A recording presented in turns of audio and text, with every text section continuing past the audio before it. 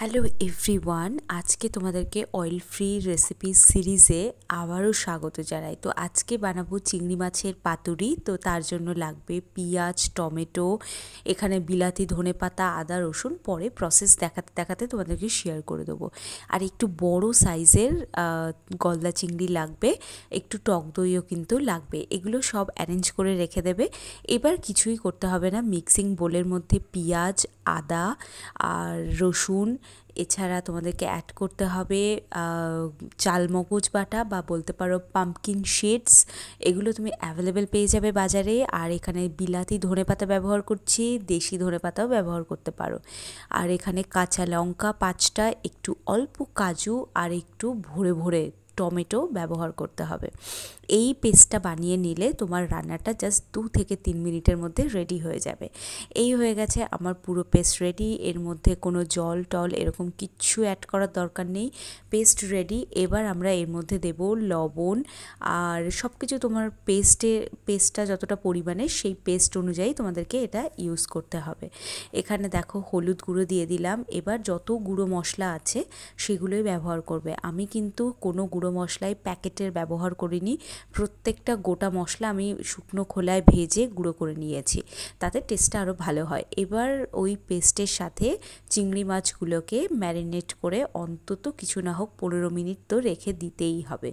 তো এইভাবে তুমি ম্যারিনেশনটা কমপ্লিট করবে। তার আগে চিংড়ি মাছটা খুব ভালো করে পরিষ্কার করে ক্লিন করে নেবে। এবার যে টক দইটা ছিল সেটা আগে থেকে ফেটিয়ে নেবে, অথবা ডিরেক্টলি তুমি দিয়ে দিতে পারো, কোনো মানে রেস্ট্রিকশান নেই যে এটা করতেই হবে ওরকম কিছু। তো এবার একটা প্যানের মধ্যে একটু অল্প তেল দিয়ে ব্রাশ করে নেবে। জাস্ট আমি অনেক দিন আগেই বলেছি আমার অয়েল ব্রাশ করার মতো কিছুই নেই, তো একদম অয়েলটা একটু ব্রাশ করে নেবে, দিয়ে তার উপরে একটা কলার পাতা দিয়ে দেবে।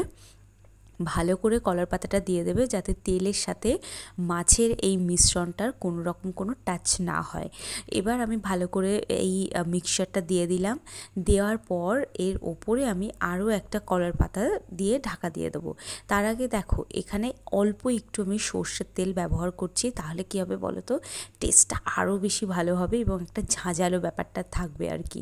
জাস্ট দু তিন ফোঁটা আমি তেল ব্যবহার করলাম। এখানে ওই যে স্প্রে বোতলগুলো আসে না, যেগুলো অয়েল স্প্রে করা যায়, সেই অয়েল স্প্রে দিয়েও একবার থেকে দুবার স্প্রে করে দিতে পারো। দিয়ে লো ফ্লেমে ঢাকা চাপা দিয়ে রান্না করলেই কিন্তু রেডি হয়ে যাবে আমাদের অয়েল ফ্রি চিংড়ি মাছের পাতুরি।